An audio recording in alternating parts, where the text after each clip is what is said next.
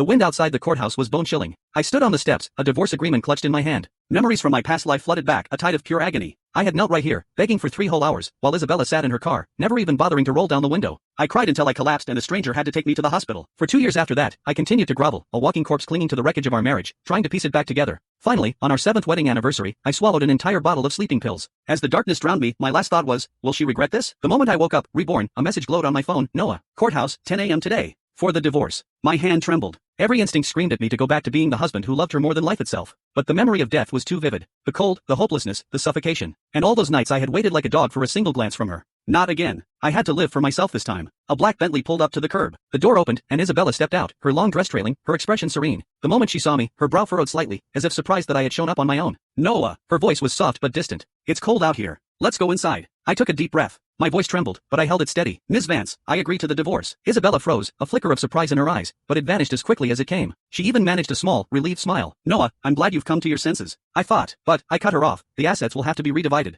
The smile on her face hardened. What do you mean? According to marital law, all shared assets are to be split equally. I fought to keep the tremor out of my voice. The warmth on Isabella's face froze for a second before returning. Noah, that's a very hurtful thing to say. I haven't treated you poorly all these years. How could you? I interrupted her again, holding out a file. This is a list prepared by my lawyer. Isabella took the document, her eyes scanning it quickly. Her expression changed instantly. Noah, are you joking? Her voice was still gentle, but an icy edge had crept in. I thought you had finally learned to be reasonable. I see now you were just waiting for this. I'm just asking for what I deserve. What you deserve, she said, her tone like she was scolding a child. Noah, what have you done for this family in the last 3 years? You hide at home all day with that obscure research of yours, spending my money, living in my house, using my resources. I'm willing to give you $1 million in this divorce. You should be grateful, not trying to carve up my assets. Her words were daggers. Tears welled in my eyes. She had said the exact same thing in my past life. She called me a parasite. She said I was unworthy of her. She said I had nothing but a pretty face. Back then, I believed her. I truly thought I was worthless. But this time, Ms. Vance, I said, taking another deep breath. You have 2 months. Otherwise, I'll see you in court. With that, I turned and walked away. My legs felt weak, and my heart was pounding so hard it felt like it would burst from my chest. I gritted my teeth and forced myself to walk 10 meters before I dared to stop, tears streaming silently down my face. It was the first time in my life I hadn't given in. Back at home, I collapsed onto the sofa, my entire body shaking.